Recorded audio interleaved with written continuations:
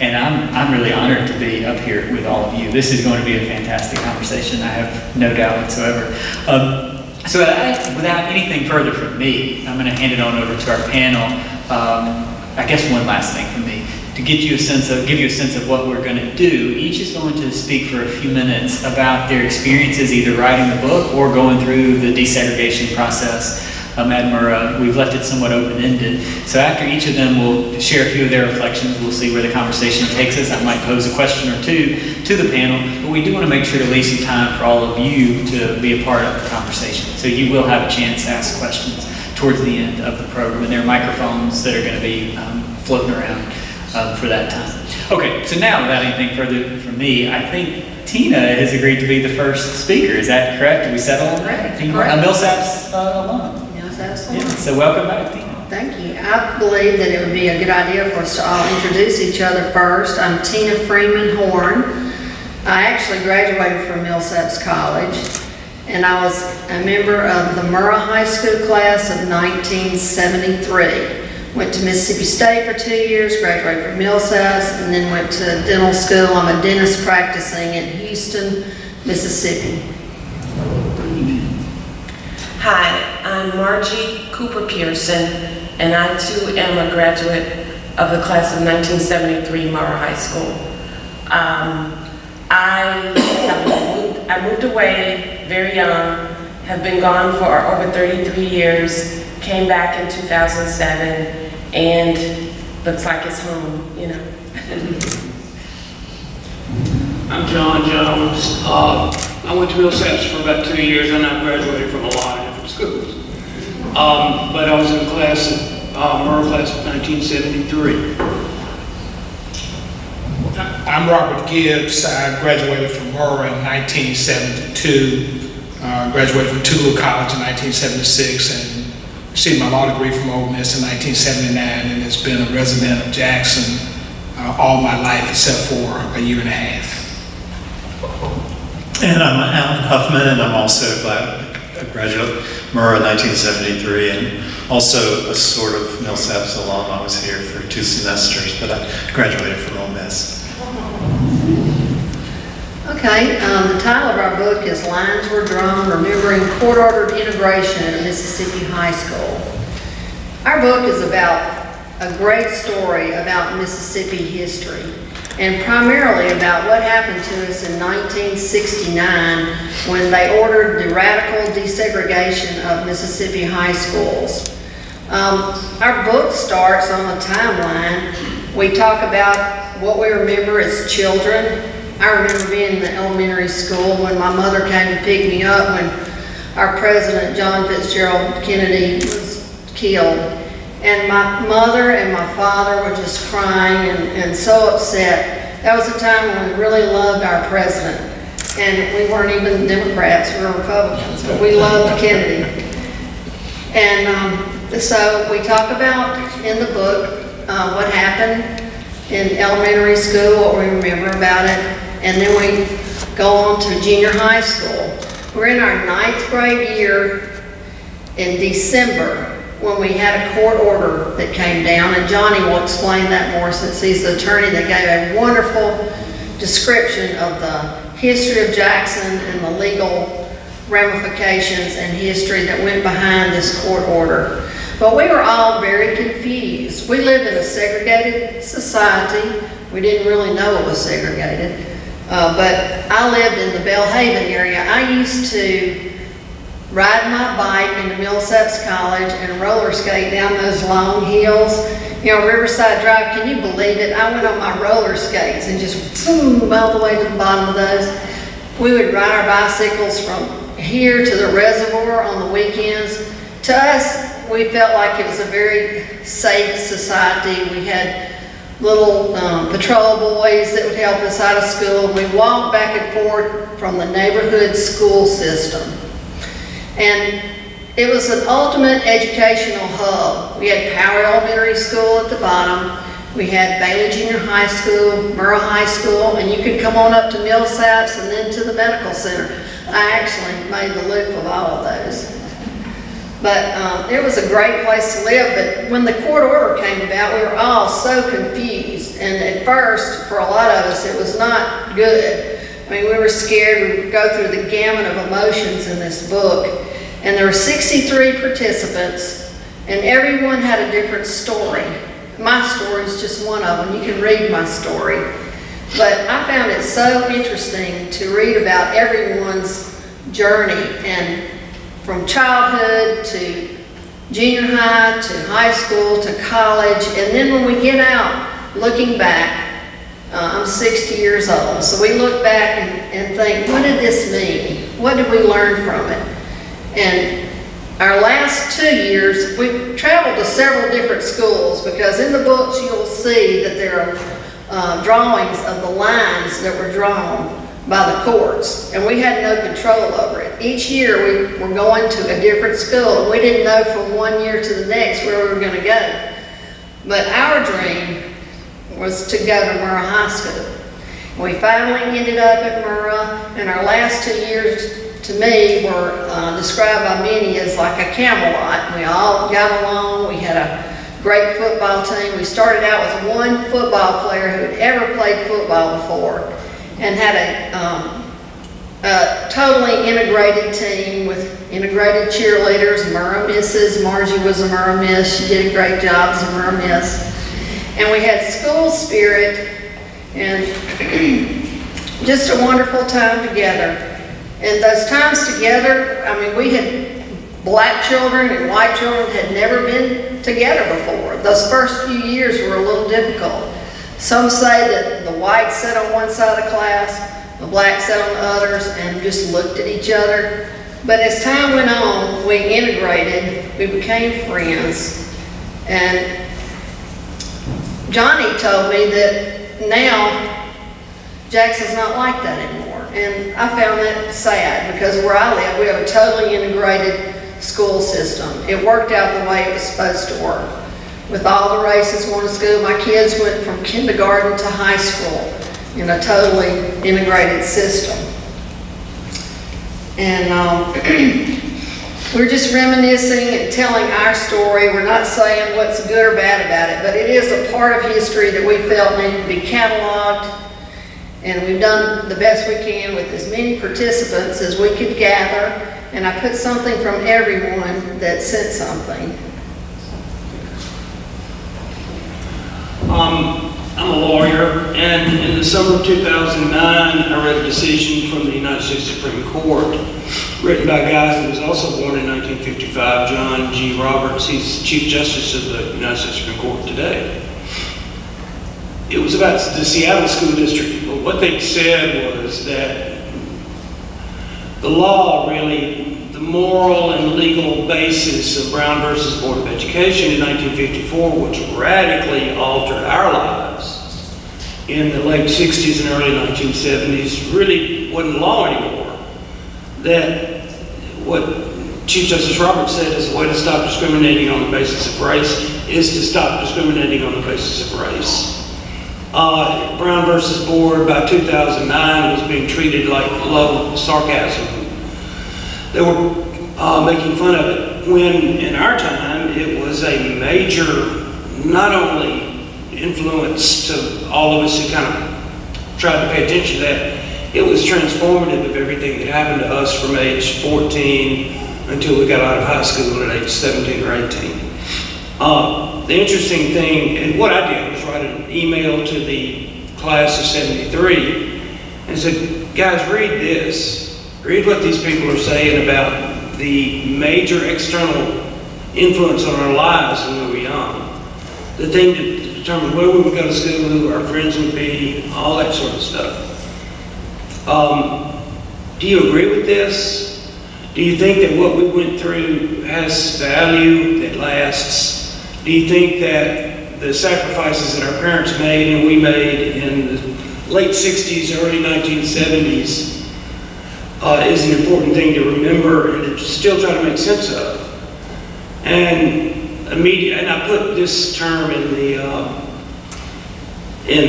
email. I said, with the stroke of a Republican pen, the court has completely sort of without overturning it directly, overturned the largest external force in our life, which was Brown versus Board of Education from 1954.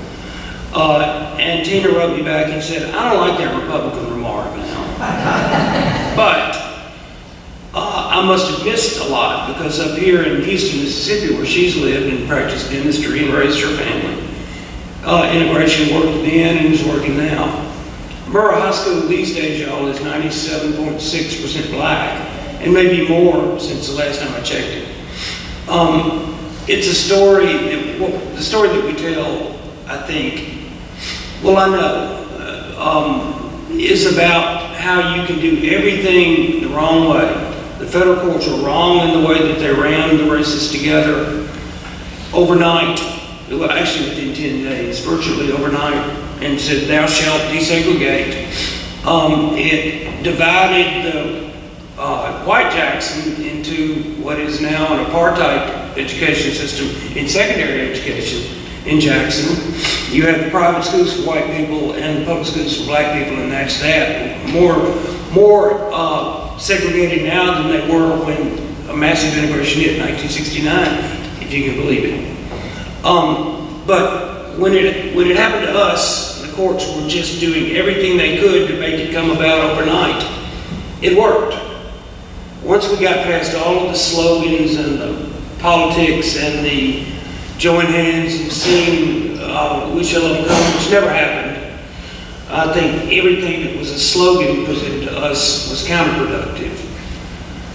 Once we found each other as individuals, and I found out that Robert Gibbs wasn't any different than Alan when it came to just interpersonal relationships. They were different people, but it wasn't about the stereotypes we've been taught growing up in segregated Mississippi. And it was a great lesson that I think needed to be remembered and tried as hard as we could in this book. Robert? Thank you, Marcia. Oh, Marcia, I'm sorry. Well, this is my story. My contribution wasn't an interview, and it was in person.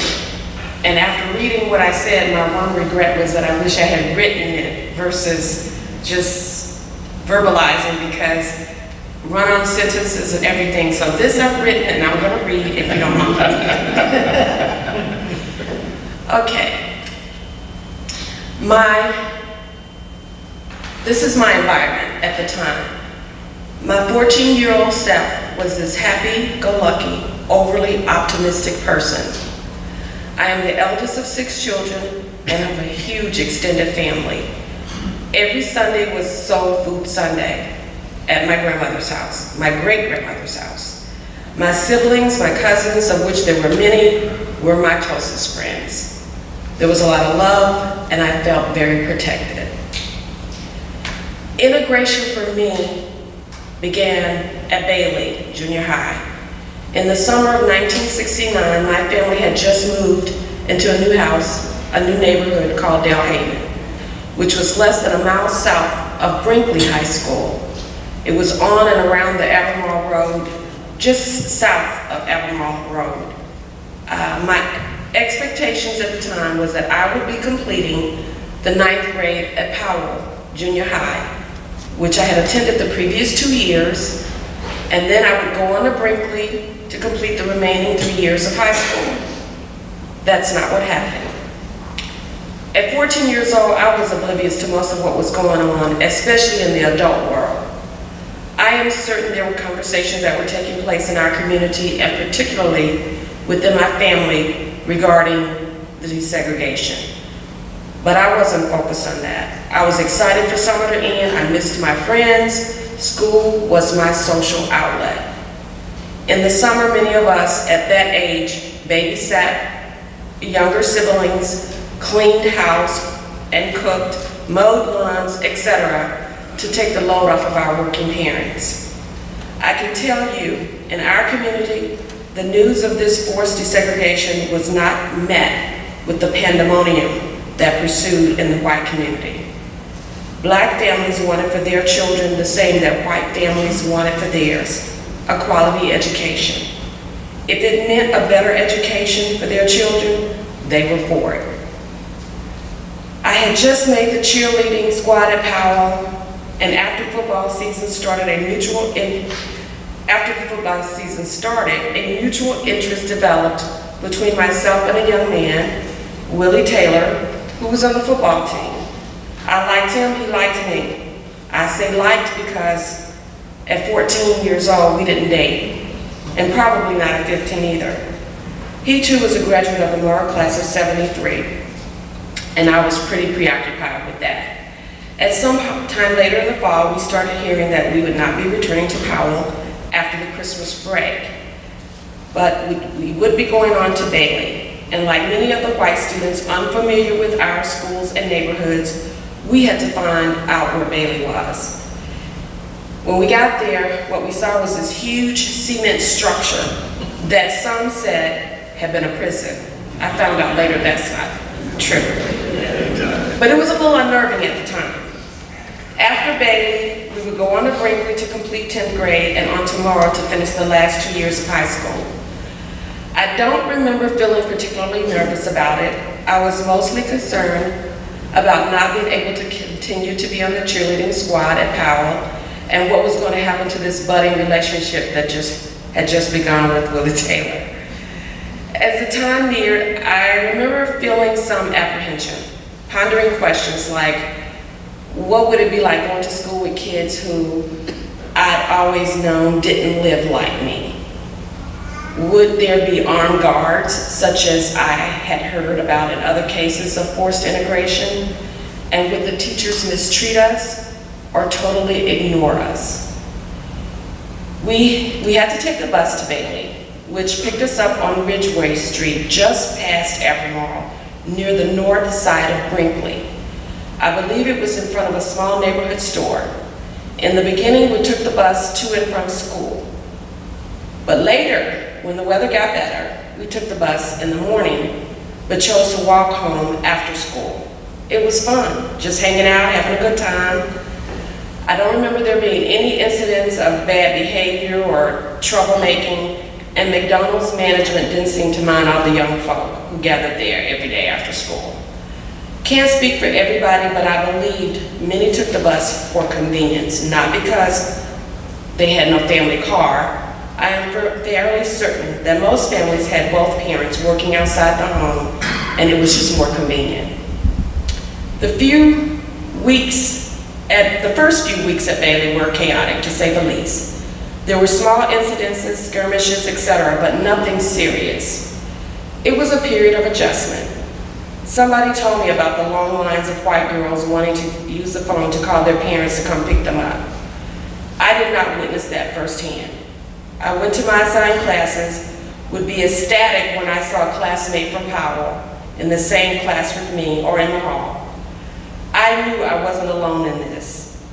That helped a lot to discourage any negative feelings, and it began to feel like an adventure in which I was looking forward to seeing how it would all pan out. We made it through Bailey, and it hadn't been too bad.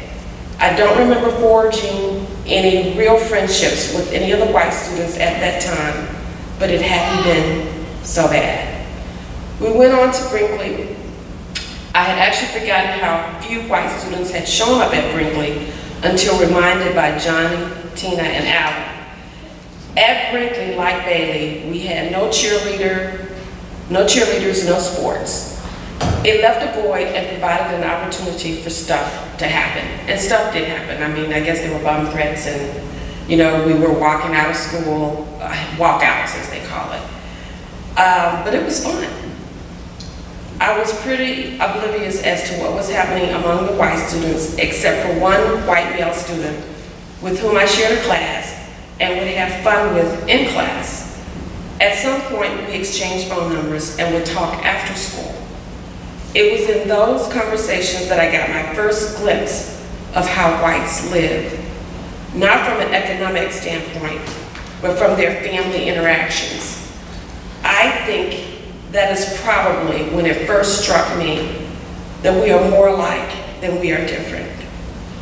Our families loved and cared about us, wanted to protect us, wanted better for us than they had themselves. Mom ruled the roost, and little brothers were annoying, and that's what we shared. My new friend went on to Callaway. I went to Murrah. I would run into him every now and again and was always happy to see him. Remember, there was this saying, they all look alike, and that we would say in reference to each other, the white race to the black race to the white race. I saw now, after my experience, whites as individuals, and I'm pretty sure that they begin to see us the same way. I believe Brinkley was the breakthrough year, when the white students who chose to come got to see that even in our neighborhood, there was no violence that took place, and friendships were forged, although on a small scale. By the time we got to Murrah, this thing wasn't new anymore. The initial adjustment had taken place. All seemed a little more relaxed. We threw ourselves into our schoolwork and our shared team spirit. We were, after all, Murrah Mustangs. I became a Murrah Miss at the end of the junior year, so I performed during my senior year. It was a great time. Lindy Stevens was captain, I believe, and Karen Bell co-captain. One white, one black. And they were awesome. They were tough taskmasters, but fun. I never noticed any pettiness in their approach to leading us, and I didn't see anyone treated differently. I loved my time as a Miss. There was this one incident that stands out in my mind. It was when we played the Lanier football team. Lanier Rangerettes had performed at halftime. And the misses were lining up on the other side of the field to march across to perform in front of them. I remember their faces, jeering and mocking us. There we stood in our white skirts, fringed shirts, cowgirl boots, and hats, looking like we had truly embraced the white culture in our outfits. But the music started, our signature song, The Horse. We broke out with high kicks, ripples, etc. From our vantage point, we started to notice that the jeering stopped, the smirks faded. They were really watching us. That gave us momentum. I think we kicked a little higher, rippled a little more succinctly, dropped those hips a little harder. Our whole performance more synchronized. By the time we were finished with our routine, we saw a complete change in the faces of Lanier students and fans in the stands, and heard huge applause that followed. We turned away from them in our precise manner, marched off the field, so proud and all smiling to ourselves. It was awesome. We proved something to ourselves and to them. To them, and that's Lanier students, you can't judge a book by its cover. And to ourselves, we were Murrah Mustangs. No doubt, no waffling, no question. It was our shared school spirit and that wanting to succeed that ultimately led to the unity, real friendships among both white and black students. This made the Murrah years so special. And the fact that we had overcome so much to get to that point. From my perspective, integration worked. I believe it was proven from our experience. But I think the same who chose to not participate or form their private schools had a vested interest in seeing it not work.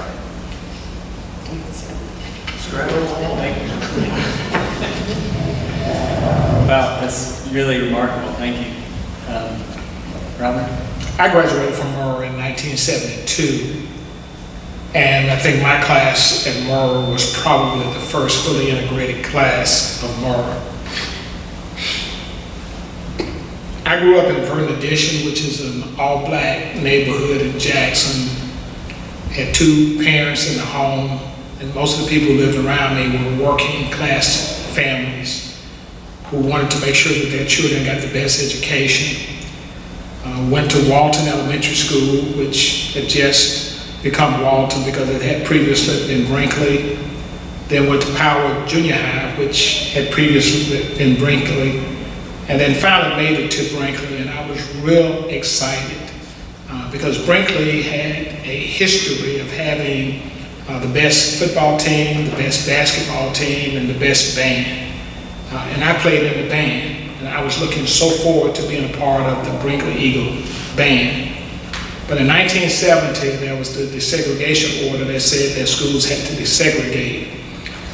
And for our 10th grade year at Brinkley, things really didn't change because the integration caused 2 white guys to be bused to Brinkley. But everything else remained the same. But for 1971, we were told that things had to change. There was going to be full integration, and we had to go from our safety spot at Brinkley to Murrah. I was not excited about that. I wanted to graduate from Brinkley. My older sister had graduated from Brinkley. I wanted to be a part of the Brinkley tradition. Brinkley was famous in the black community. And yet here it was, I was being uprooted from my community where I could walk to school to have to find a way to get to Brinkley. Because from where the lines divided the district, I had to get to Brinkley, had to get to Murrah the best way I could. If I had lived 5 houses over on the other side of Emmett's Road, there would have been a bus that would have picked me up to take me to Callaway. But I lived on the other side of Emmett's Road, and the line divided us, so I had to figure out a way to get to Brinkley. I got to Brinkley, and again, all of the things that I expected that I would receive as a high school student was gone. I didn't see the black teachers who so cared about us, nurtured us, and wanted us to be successful and would do whatever it took. They would pick up the phone and call your mom and your dad and say that Robert didn't do what he was supposed to do today. Didn't see those teachers anymore. Instead, I saw a totally different group of teachers who seemed to not care a whole lot about me and my race being successful. I also wanted to be a part of this band, but all of a sudden found out that the songs that we were used to playing at Brinkley, they didn't play those songs at Murrah. And people may have heard me say this before because I've told this story several times and told it in the book. At Brinkley, we were used to playing James Brown, and we would dance to the songs. Got to Murrah, they said we would go do the Good Ship Lollipop. That was a cultural shock to us. But I dare say that had white students been bused to Brinkley, they would not have been able to dance to the James Brown songs. We could go from side to side with the Good Ship Lollipop. And what we learned, I think, was that we found out that we could adapt. And I'm not so sure some of the teachers at Murrah felt that we could adapt. I think there were some teachers there who felt that we were never going to live up to the standard of Murrah, because Murrah was the elite school in the Jackson public school system. And here it was, you were bringing in these black students who had never gone to school with white kids, and there was no way they could compete with them. But yet we competed, and not only did we compete, we did well. We also found out that the leadership opportunities that we had at Brinkley, we weren't seeing those leadership opportunities at Murrah. And yet when our numbers started to increase, the leadership at Murrah decided that they were no longer going to have an election to elect a president of the student body, but they were going to have co-presidents. So there would be one black and one white to ensure that there was going to be leadership in the white community as well as in the black community. So there was a lot of changes that we had to get used to. Did we adapt? Yes. Did we persevere? Yes. Did we succeed? Yes. But did we give up a whole lot? Yes. Did the experiment work? I think so. You know, my career as a lawyer, I dealt with white people from the day I started going to law school. And had I not had the experience in Brinkley of integration, not sure how successful I would have been. Because when I went to law school, out of a class of 250, there were 17 African Americans. And only 5 of us graduated on time. But having gone to Murrah, I learned how to be successful among white people. My career as a lawyer has been mostly in a field that included a lot of white people. My experience at Murrah made it very comfortable for me to hang out with Johnny Jones when I want to hang out with Johnny Jones. But what I like for people to understand is that in the black community, we gave up a lot. And it was not that we just wanted to go to Murrah to be a part of Murrah. If I had my choice, I would have stayed at Brinkley. But I went to Murrah. I think the experience there was an experience that I would never forget. But I do think people need to understand that it was not something that I wanted or desired. All right, I'm going to be kind of brief because I really want to hear what y'all are interested in, but I think listening to this, I'm really fascinated by everybody else's experiences still, even after having helped edit this book. And this book is really, it's a group memoir, and we're more or less just the collectors. We compile these stories, and there's so many that, you know, more that we could have included that if we'd had access, but I think that it's representative, and it shows that there are two things that I learned, both during my experience at Murrah and during the process of working on this book. And one is just what you don't know, and the other is the value of proximity, because there were so many things that we didn't know as white people about black people. Like, even though you have very close relationships with, even, I guess it's not PC to call them their maid, but that's what we called them then. You know, you had the same maid most of your life, and your childhood anyway, and you felt very close to them. And the same with your grandmother's maid and her yard man, and you felt like, you know, you were, but you knew nothing about their lives. You didn't even know their last name, most likely. When you took them home, you drove through neighborhoods that were fascinating, looked out from the back seat of your parents' car, creeping down this little alley to drop them off at. But you knew nothing about it. And so by the time integration happened, of course, a lot of people, white people, were scared, you know, because it was all unknown. And so what we found really quickly was that everybody just wanted to have a good time in high school. I mean, really, you know, it's not like we were all on this mission to save the world. I think that we all just we were on the sort of the cutting edge of a moment in history, and we were maybe aware of that for sure. I mean, we knew that we were part of integration, but basically we were just trying to enjoy high school. But as white students, and one of the things that Robert mentioned, you know, when they announced that we were going to have co-presidents and co-beauties, and, you know, you had to vote for one black beauty, one white beauty, and and we thought that was us being inclusive. You know, we had no idea that if it hadn't been done that way, everybody would have been black, you know, because the system was rigged in our favor. But because we had grown up in privilege, it never occurred to us that we were being favored. We thought this is just the world, you know, this is the way it works.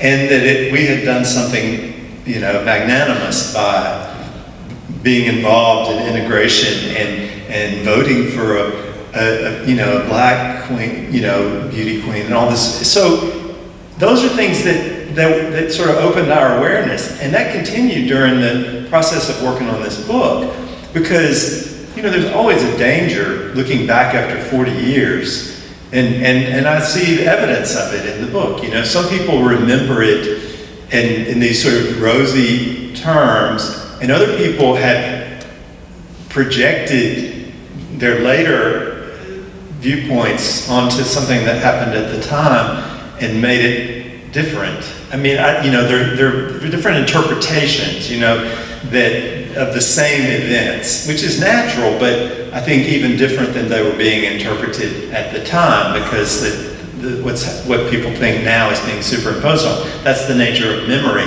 But so that was interesting, but also to hear of these things like the way the co-presidents and co-officers and things happened, we didn't even know about that. And somehow we didn't know that our black classmates didn't want to go to school with us. And we thought that this is what they had wanted all along, and so the process of learning took place then and now in the book due to the proximity, due to being close. And I think when you look at what's going on in this country today and how polarized everything is, it's usually because of a lack of proximity. I mean, if you can throw a bunch of kids together like us, every opportunity for it to go terribly wrong. I mean, look at Mississippi's racial history. Look at Jackson's racial history. There was no reason to believe that this was going to be anything but a complete disaster. And it just didn't work out that way. And it's because we just tried to get along, and I'm not trying to make it out more than it was. I mean, we were just high school students. But the fact is, our experience was good, and it's unfortunate that it didn't last. And I agree that it was successful, the experiment in our time. And it's still possible to get a good education at Murrah. But it doesn't have the same level of diversity that we had. And I feel like we were very fortunate to, at that moment, to be there when this major transition took place and be able to go through it uneventfully and develop what have turned out to be lifelong friendships. And we feel like that our experience was worth recording because it'll never happen again the exact same way it happened to us. And there are lessons to be learned from it. And that's really what we set out to do when we compiled this memoir. All right. Great. Thanks. I think with that provides a natural segue to the one question that I'm going to pose before we open it up to the audience. Lessons to be learned. And one of the themes that has come up in many of your reflections is that it seemed to work relatively well, right? There were problems, but it seemed to work relatively well. But all of you, or most of you, acknowledged that the schools in Jackson, including Murrah, had not remained integrated. So I'm curious to hear just a little bit more from you all about what, if anything, can or should be done about that. If you had a few minutes with, take your pick, the governor, the superintendent of the schools, parents of kids who are contemplating whether to go to public schools or private schools, what are the observations or recommendations that you would offer? That's kind of big, but I think that is one of the things I'm most interested in after hearing your remarks. What does this mean? What are the lessons to be learned for us now in Jackson as we assess a situation that is not quite where most of you probably hoped or expected it would be 40 years later? Who wants to go first? You. In my opinion, the white community has deserted Jackson Public Schools. It's a decision that parents have to make as to where their children ought to go. It started with integration because there was a number of white parents when the segregation order came down, decided that they were not going to let their children go to school with black kids, which resulted in Jackson Prep and Jackson Academy. And I don't have any ill feeling about any of those schools, don't get me wrong, but parents want the best education for their children. I know, I had 2 children, I had to make a decision about my children. I decided to keep them in public schools, and they went to Jackson Public Schools, got a great education. My daughters will graduate from law school in a couple of weeks. I have a son who's a junior at Howard University in Jackson, who both graduated from Murrah. But parents have to make the decision on where their kids go to school. And if white parents decide that their kids are not going to be in Jackson Public Schools, then Jackson Public Schools is going to remain 97.6% African American. So in my opinion, parents are going to have to decide, we got to take back over our school system. And the only way to do that, you got to have kids in there so they can be parents who advocate for the best education. We pay taxes, a lot of taxes to Jackson Public Schools, but yet they pay extra. They send their kids to Jackson Academy, Jackson Prep, St. Andrews, St. Joe, and that's just money that we could do something to make Jackson Public Schools better. Anybody else want to weigh in? I've got something to say about that.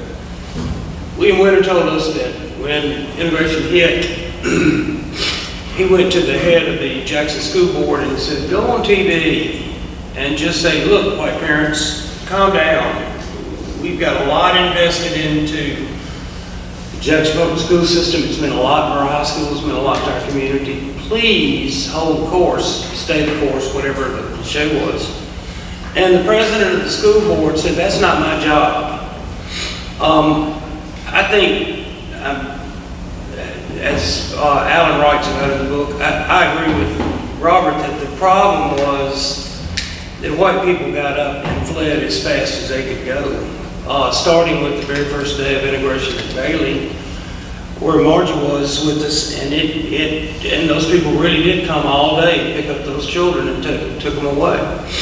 But we had no grown-up to step into that breach. If you think back about it, you had William Winter.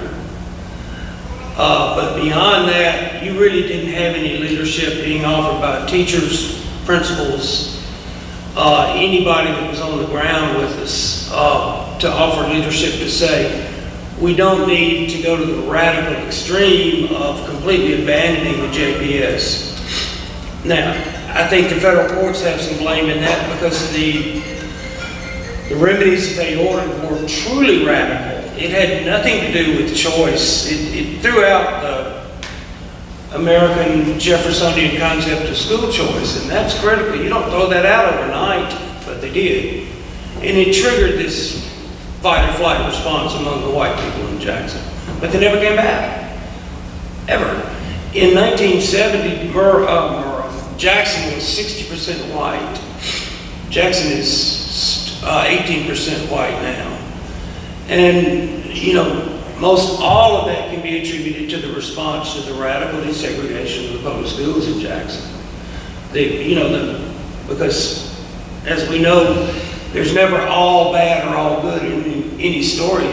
Madison Central, Ridgeland, Germantown, Pearl, and Northwest Rankin, those are great public schools full of kids that should have gone to Murrah High School. But everybody moved out that way until the neighborhoods out by Colonial Country Club were back full by 1970, and then they moved across the county lines. So it's not, you created a great public school system and left Jackson to run an apartheid school system. And I don't know that anybody that I've heard has offered any real responses to that, or answers, a way out. Have y'all? We talk about in the book that the way it was done, how we was really kind of disrespectful to parents.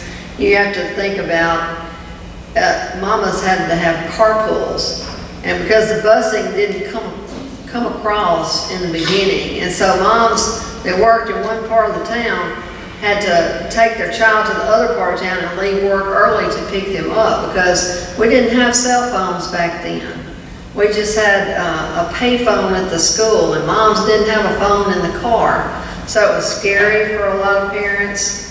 If they'd done it a little bit differently, it may have worked out a little better, but regardless, I think if you can build your schools, if you build it, they will come. I mean, if people just have some courage, put their kids in the school, monitor that school, stay active with it. That's the way we do it in our little town of Houston, Mississippi. My children are all graduated now, but at the time, we were active in the community. We supported the teams. All the parents supported. So, just a little courage to move back in it and monitor your systems and make sure your children are getting a good, safe education. I would, your question is a good question, and I don't think anybody has an answer. What can you do now? What can you change? But I think that there is one thing that I learned during all of this, and that is that, everybody kind of wants to be in control. I mean, ultimately, even if you want to live in a diverse society, you want to be the one that has the ultimate control in that society. It's just human nature. It's not always a bad thing. Sometimes it's a terrible thing. But it's human nature to want to have as much control over the world around you as possible. And I think the danger, I don't know the solution, it's not likely that white people are going to flock back to the Jackson Public Schools. But the thing that more concerns me is all the schools that, like Johnny mentioned, that there are good integrated schools. But what we've seen happen over and over again is that always they reach a tipping point, and then for some reason the white people suddenly start to leave. And what happened at Murrah, it was slow at first. We had this mass exodus that took place to the private schools, which I was a part of in the 10th grade. I went to private school in the 10th grade. I went back to Murrah in the 11th grade. But every year it was a few percent fewer white people. And until it got to a point where, you really were a small minority. And most people, would not choose to be a small minority if they can avoid it. If they have a really strong reason to do it, they will. But sadly, it seems like in all of these other schools in other places, you watch them and they're stable for a long period of time. And then it just slowly starts creeping down, and then it gets to a certain point, and there's this mass exodus. And that's the thing that we've got to figure out. That moment where it collapses for no real reason. I mean, there's nothing you can really point to. I mean, maybe there was somebody pulled a knife on somebody in the bathroom or whatever, but there seems to be a moment where things can go along fine for a long time, and there's no big problem.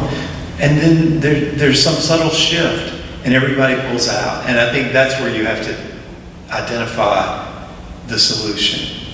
And that's the only, it's not an answer, but I do think that's the point where I would look for an answer.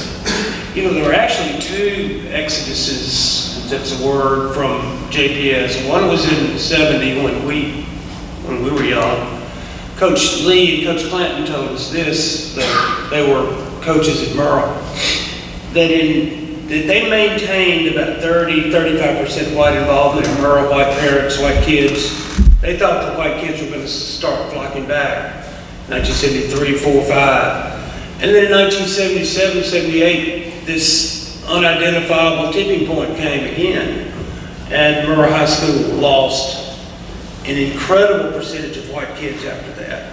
I think they were really looking at something good happening at the JPS for what we call maybe it's just me, the 5 years of integration moment in Jackson, when it could have worked and was working, with about 30-35% of whites staying in.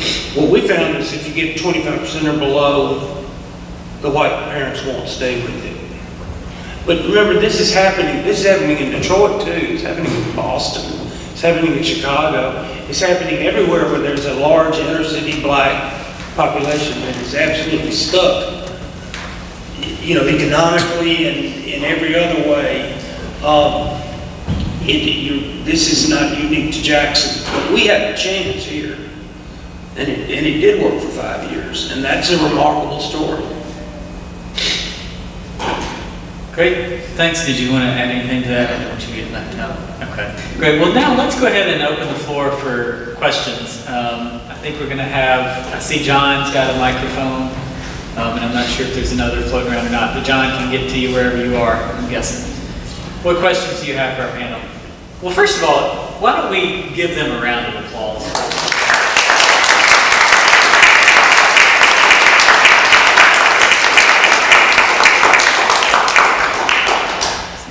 have one quick question.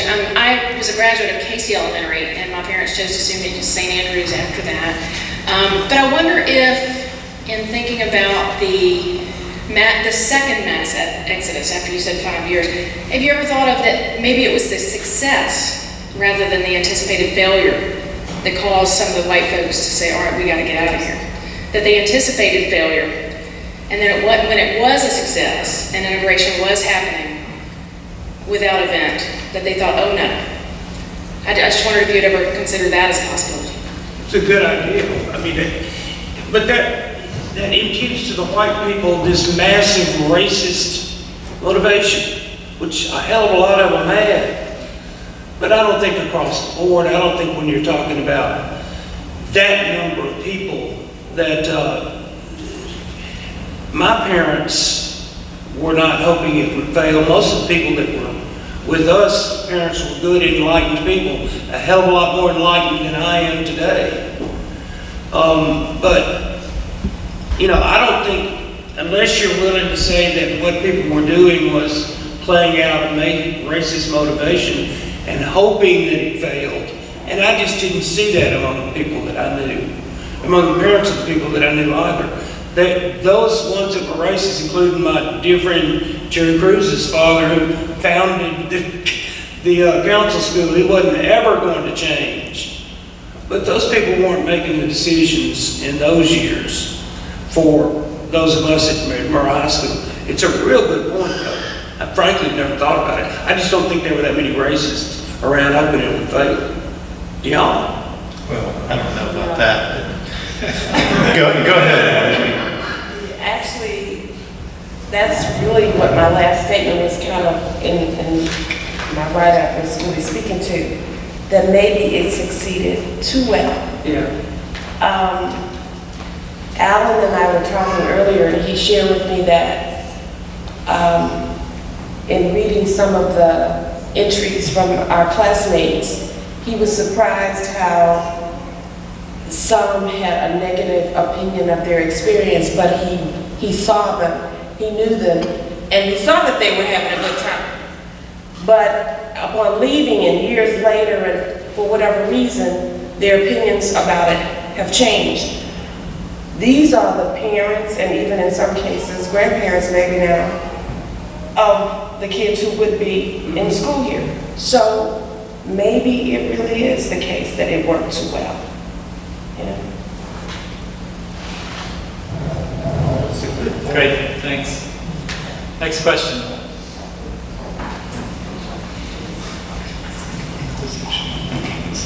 Hey, I'm curious about what you think about the presence of charter schools in the Jackson Public School system. Regarding integration, do you think that charter schools are more of a barrier or like a tunnel to achieving integration?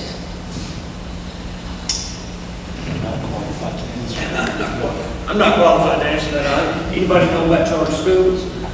Can you give us a Robert does? I don't think you can say that it's to help integration because the charter schools here are all black. Last week I had an opportunity to go to Midtown Charter School for a meeting there, and the entire student body is black.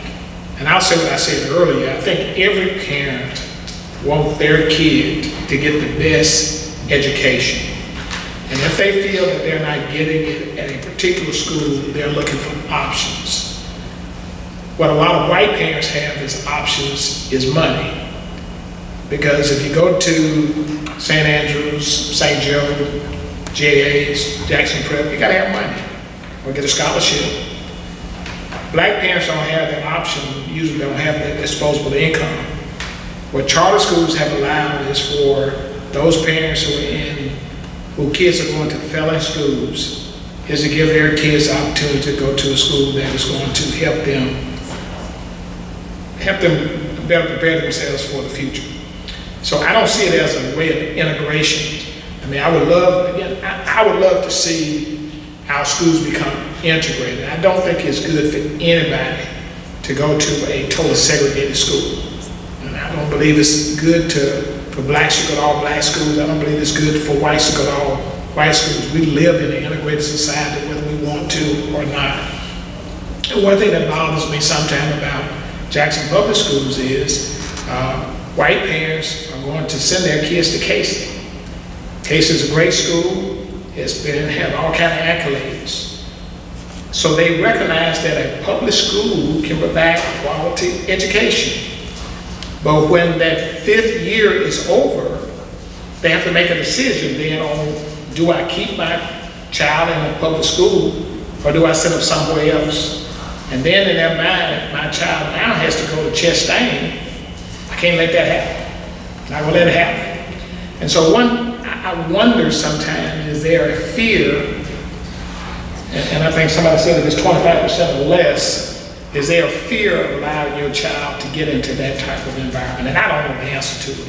But for charter schools, is a public school because you're taking tax dollars that would have gone with their child to the public school, and those tax dollars goes to the charter school. So it's a public school, but so far the two we have in Jackson are all black.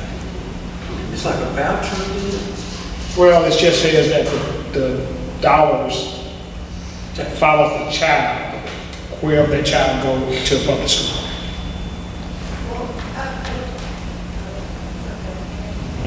Oh, and I had another question too, just regarding charter schools, because new legislation exists to allow open enrollment for students in C, D, and F school districts to go to charter schools, both of which are in Jackson right now. No legislation exists for open enrollment in public schools, regular public schools. Kids in Canton aren't getting the green light to go to Madison Central per se. And so do you think you can sort of speak to why that is? Well, number one, it's the law. I mean, the way the legislature is written for public schools, for the charter schools, and I don't recall if they changed it this year, but the way the law was written is you still have to stay in your school district. And you could choose, if there was a charter school in your school district, you could go to that charter school. The charter schools that started in Jackson basically had an open enrollment, and they allow people to apply to be students in those schools.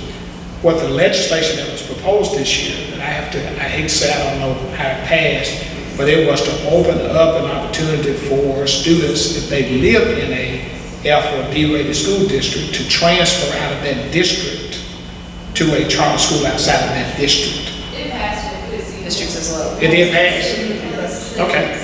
So, I mean, again, for those parents who don't want their children in a felony school district, that's an opportunity for the parent who want the best education for their kids to get it. I can't say I'm a supporter of charter schools because I think we got to improve our public school system. This is taking money away from our public school systems to their detriment. But again, I think every parent has to make that choice for themselves. Thank you. Thank you.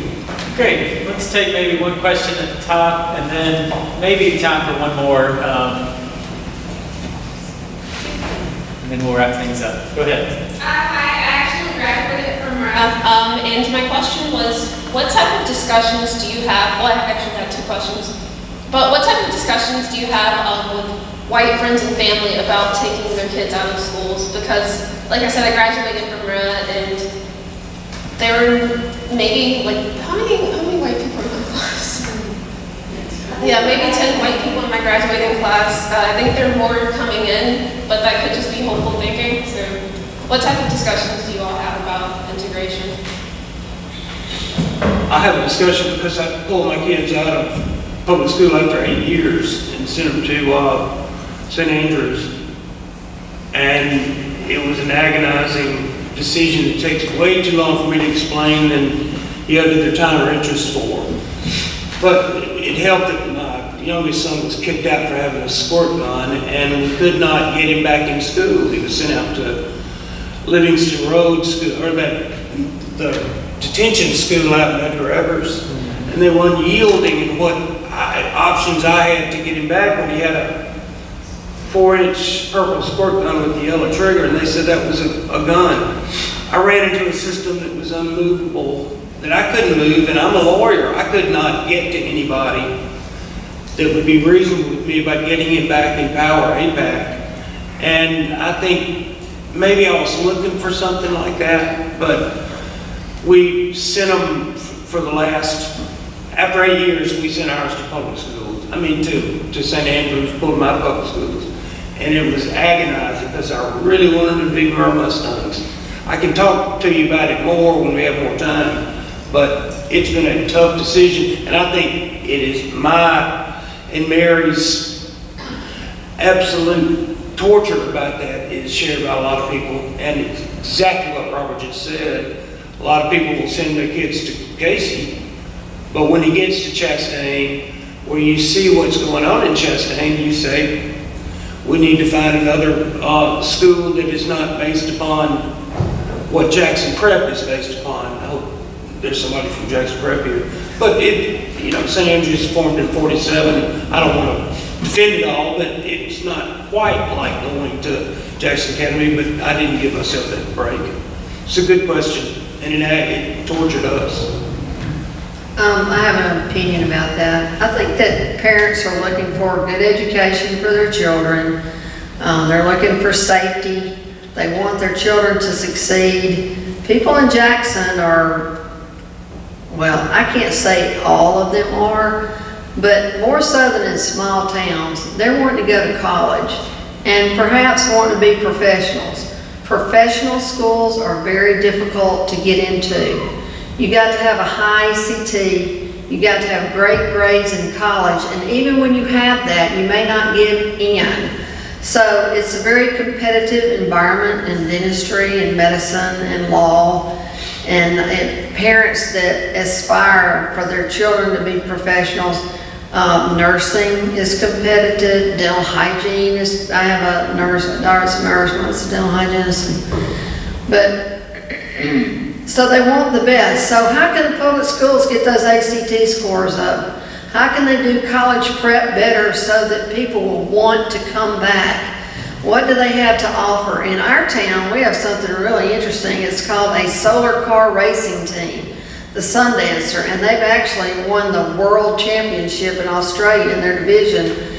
And they've won 14 or 15 times the National Dell Solar Racing Challenge that's put on in Dallas and then cross country every other year. So that draws people to our little school, just as in a Votech electricity class that does that.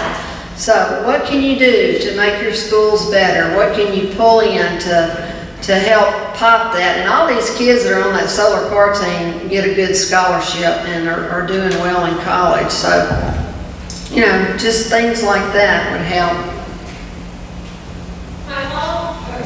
Okay, my follow-up question was, it's kind of related to both answers, but in situations where there's not a system that's keeping you from allowing your child to stay in public schools, what exactly is the fear? Because when I actually went to Chastain, since you guys have mentioned it a lot. My best friend was a white girl, like we've been friends since we were at Montessori and Willie together. And when we got to Chastain, her parents took her to prep and said that she couldn't, we barely got to see each other anymore after that, basically. And recently we ran into each other, and she said that it was because her mother overheard her telling me she had a crush on our friend Matthew, who's a black kid. So he knows Matthew, he's laughing. But what is the fear that there might be mixing, or is that just her fear? I think it's a fear of isolation. I think it's a fear that the child will be isolated to a degree that will become the predominant factor in their high school experience, rather than other factors that probably ought to play more of a part in their high school lives. And it becomes where their lives are predominated by that one fact, that they're isolated in a public school system. And I think parents are concerned about that, because if that becomes a concern that overrides other things that they can learn and profit from, I don't know the answer. I'm just talking about myself. And I was worried about racial isolation. I'd like to add something to it. I think the short answer to your question is just disciplinary problems. I mean, I think I hear that from white people and black people about the schools, and maybe it's overstated. Things usually are when they get circulated. But white people tend to be in a better position to remove themselves from a situation like that for the reasons that Robert described. But I think that's a big part of it. You know, we were talking about we're going to do something at Murrah, and we were told that we couldn't have a full assembly of the school because they never have a full assembly of the school because of concerns about disciplinary problems. Well, when parents hear that's not where they want to send their kid if they can avoid it. I mean, it's just, unless they have a really strong motivation, they want to be a part of it, they choose to expose their children to the real world up close and personal, which is all valid. But a lot of people don't have those kinds of motivations. And they just say, well, why don't, you know, there's a nice new neighborhood in Madison, you know, we can just, they've got good schools. I mean, I think a lot of it is just pure racism, but a lot of it is just really just simple, small decisions that are made that to try to get, as everyone has mentioned several times, the best education for their kids. But what I hear from both black people and white people most often when they decry the condition of the schools is their concern about disciplinary problems. And it's just like what you hear about in Jackson, you know, the problem with Jackson is crime. There's obviously a lot of other problems. And whether that's really valid, people argue it all day long. But the fact is, when most people leave, that's the reason they give. And so I think that's the short answer to your question. Whether it's true or well-founded or not, those are the discussions that people are having that are pulling out. And let me just say too, I think parents make individual decisions for the benefit of their kids. My kids went to Chastain, and I would say Chastain was not your most disciplined school. But one thing we did, you know, my wife and I, who were both lawyers, had the flexibility of going to the school to make sure that things were going the way we expected it to go for our children. Parents got to get involved. You can't turn your children loose in a system that you feel is not going to give them the best education. When I was going to school, in an all-black school, my parents knew what I did at school every day. Our teachers called my parents routinely and said, Robert messed up today. And I would get a whooping at school, and I would get a whooping when I got home. And so when I became the parent, it was my responsibility of making sure that my children got a good education. I didn't put it all on the teachers. I had to make sure that I went there. And I went to Chastain a couple of times, and I have to tell you, I was not pleased. I mean, I saw young ladies that I thought were not dressed appropriately. I saw young men that I thought was kind of scary. But I knew too that if I was going to support the public school system, I needed to be there. And unfortunately, you don't have enough parents who give their time and effort in schools to make sure that the school system is good. We turn them loose to the teacher, and we say, give my child a good education. I just don't think we can leave it at that. And I think a lot of parents do that. And I agree that you can send them to a St. Andrews and you can leave them there and everything will be fine. But if you inject yourself at a Chastain, you can get the same results. My children, both of my children went to Chastain, then they went to Murrah, graduated from Murrah. My son was Mr. Murrah, he was the student government president at Murrah. Got a great education. My daughter went to Spelman undergraduate. She's graduating from law school from Ole Miss on May the 14th. I'm so proud of her. And my son is just got elected vice president of the student council at Howard. These are Jackson Public School graduates of Murrah High School. I would put their very education that they got in Jackson Public School up against anybody. And I didn't pay a dime extra, but then my taxes to get that. I just think more parents need to do what we did. Great, thanks so much, y'all. Great way to end the program, I think.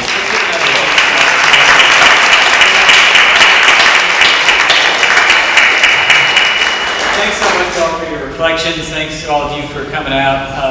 thanks to everybody who played a hand in this, John Sewell and Nola Gibson, DT on sound, and our panel. This idea for the panel here at Millsaps emerged kind of randomly through an email exchange. I forget who exactly started. I think maybe Johnny, you had sent an email to somebody, or I don't know. One thing led to another, and here we are. But I'm glad we were able to make it possible. There are some books upstairs. The books are upstairs, courtesy of Murrah, and I think that we might have some folks who can sign books for you upstairs as well. So I hope you'll grab a copy on your way out, and thanks for coming out. See y'all around soon. Thank you.